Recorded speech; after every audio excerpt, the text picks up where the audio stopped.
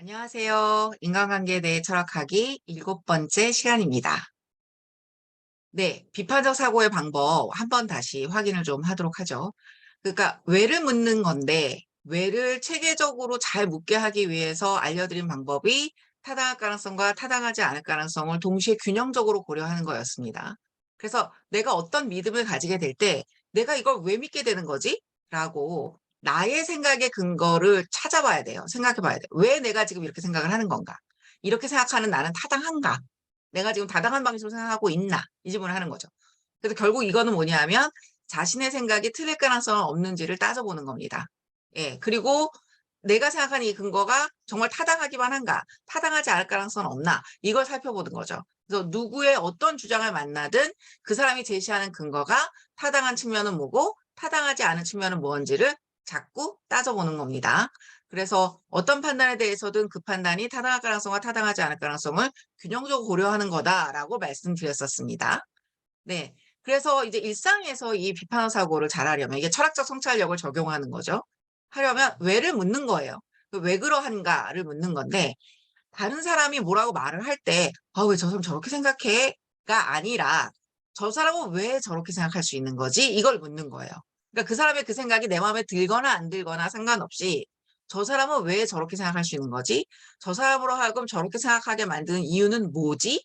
이러면서 그 사람이 내세우는 주장, 그리고 그 사람이 그걸 주장할 수밖에 없는 어떤 심리적 특징, 이런 것까지 자꾸 이해를 하게 되는 거죠. 그래서 그 사람이 그렇게 생각할 수 있는 이유는 무엇인가? 아, 제발 저런 생각 좀 하지 말지. 요 마음에 딸려가는 게 아니라요. 지금 저 사람은 왜 저렇다고 주장하는 거지? 이걸 잘 들여다보면요. 그 사람 나름대로의 이유가 있습니다. 그리고 그 사람의 그 이유를 만드는, 그 사람이 그렇게 생각하게 만드는 그 사람의 심리적 특징이 있습니다. 예, 네. 아, 제발 좀 그러지도 말라고에 빠져 있으면 원망하는 마음만 가지게 되지 그 사람이 왜 그렇게 생각하는지를 이해를 못 하게 됩니다. 그럼 그 사람하고 소통을 못 합니다. 네.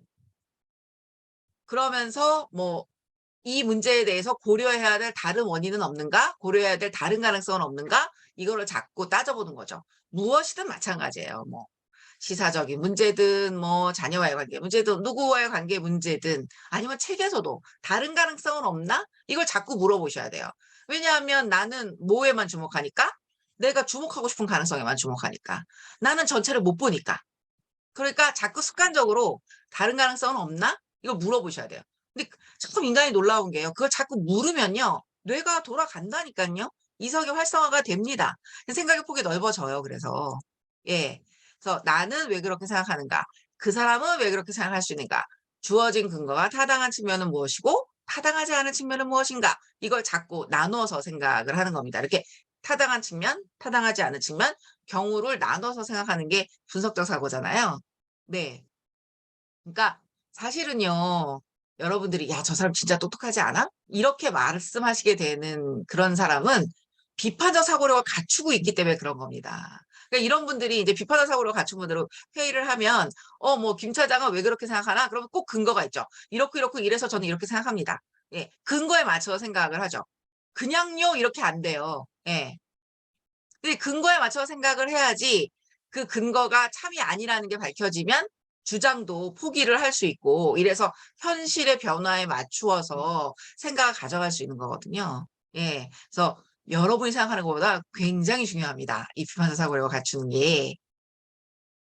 자, 우리는 근데 일상적으로는 심리적으로 그냥 잘 되면 내 탓이고 못 되면 조상 탓이라고 생각을 합니다. 그쵸? 네. 우리 아이가 잘 되면 우리 아이 능력이 좋아서고요. 남의 아이가 잘 되면 누가 뒷받침을 잘해 줘서죠. 그쵸? 그러니까 판단이 잘 되면 내 탓, 못 되면 조상 탓. 이렇게 하게 된다는 거예요, 사람이. 근데 철학적으로 보면 잘 됐을 때 나의 주관적 요인도 있을 거고 외부적인 요인도 있을 거고 잘못됐을 때 그 행위자의 주관적 요인도 있을 거고 행위자 외부의 외적 요인도 있을 거고 이거를 경우 다 분석을 하는 게 철학적 성찰입니다. 비판적 사고입니다. 예. 조금 더 익숙해지셨을까요? 네. 근데 이제 또 잘 이거는 심리학책에 보면 나오는 얘기인데 제가 이제 원리적인 인식으로 심리학책을 굳이 안 읽어도 아시게 되기를 바라면서 말씀을 드리는 겁니다.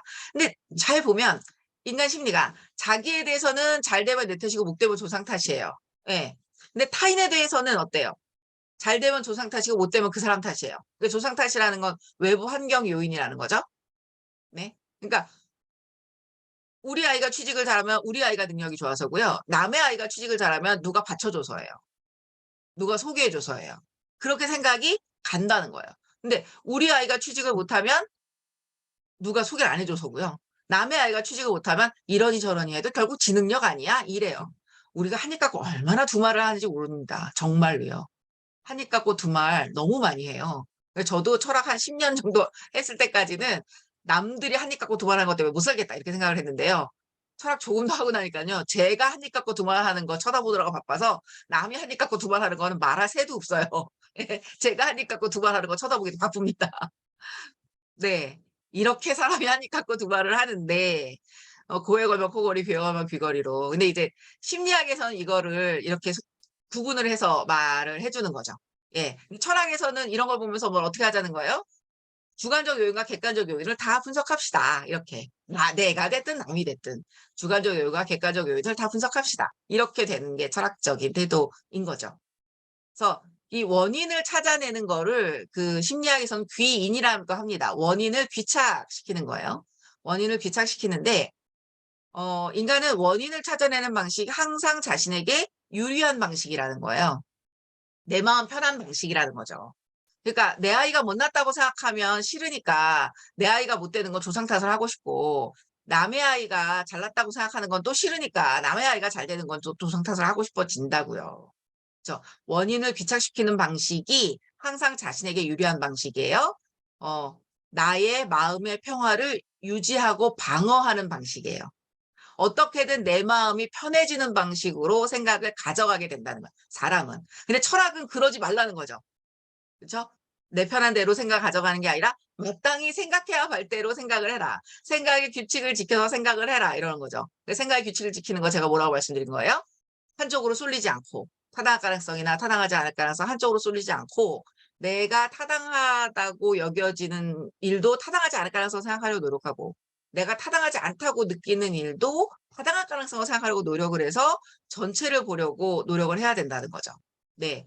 그래서 심리학에서 방어라고 하는 거는 나의 마음의 평화를 유지하고 방어하는 거예요. 그러니까 방어적 귀인이라는 개념은 철학적으로 보아도 참 중요한 개념이죠. 그러니까 나의 마음의 평화를 유지하고 방어하는 방식으로 원인을 귀착시키고 제대로 원인 분석을 못한다는 거예요.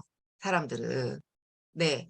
저는 어떤 경험이 있었냐면 대학원 철학과 진학하려고 알바를 많이 해서 등록금을 모은 적이 있었는데 그거를 강도를 정말 당한 적이 있어요. 현금 그때만 해도 이제 워낙 오래전이어서 30여 년 전이어서 현금을 가지고 움직여서 이제 20대 아가씨가 그렇게 많은 현금을 가져본 적이 없어가지고 이렇게 껴안고 가다가 정말 노선 강도를 만났어요. 안경을 이렇게 때려갖고 제가 여기 5바늘을 꼬맸거든요.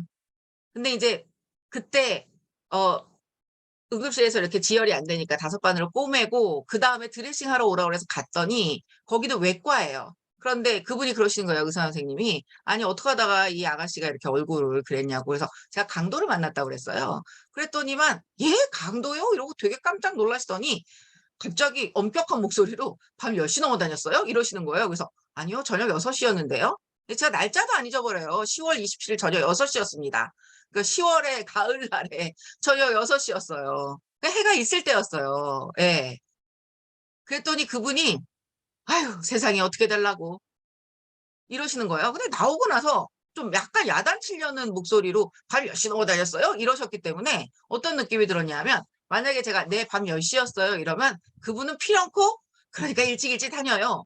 이렇게 말했을 것 같은 거예요. 그래도 강도 잘못이지 제 잘못은 아니지 않아요? 예, 물론 그 말씀에는 염려가 있는 거죠. 일찍 다녀야 네가 너를 보호할 수 있다. 뭐 강도 같은 가해자에겐 기대할 게 없으니까 피해자가 되지 않도록 네가 적절하게 노력을 해야 된다. 다 뭐 그런 이유죠. 그런데 사람들이 묘하게 피해자에게서 원인을 찾고 싶어 한다는 거예요. 왜요? 그런 피해를 나도 당할 수 있다고 생각하면 불안하잖아요. 그러니까 그 의사 선생님이 40대 중반의 남자분이셨는데 그분에게 따님도 있을 수 있고 아내도 있을 수 있는데 내 딸이나 내 아내가 밤 10시 넘어서 다니지만 않으면 강도 만날 일은 없다라고 안심하고 싶잖아요. 안심하고 싶으니까 저한테 10시 넘어 다녔어요? 라고 물어보게 되는 거죠. 그쵸? 예. 사람 마음이 이렇게 가요. 굉장히 비논리적이죠. 예. 사람 마음이 이렇게 갑니다. 이렇게 비논리적으로 가는 마음을 논리로 좀 정돈합시다. 제가 이렇게 주장하고 있는 중입니다. 네. 그래서 피해자에게서 원인을 찾게 되는 마음의 방식이 있습니다. 예. 그러나 그것은 정당한 논리는 아니라는 것이죠. 예. 그래서 논리적 인식과 심리적 인식의 격차를 느껴보셔야 논리적 인식을 더 잘하실 수 있게 됩니다. 그래서 제가 자꾸 심리학을 끌어들여와서 말씀을 드리게 됩니다. 네, 방어적 비인 개념이 좀 도움이 되셨으면 좋겠네요. 자, 좋은 생각은 인생을 바꿉니다. 좋은 생각으로 풀 수 있는 문제는 풀고 살기로 해요. 다음 시간에 뵙겠습니다.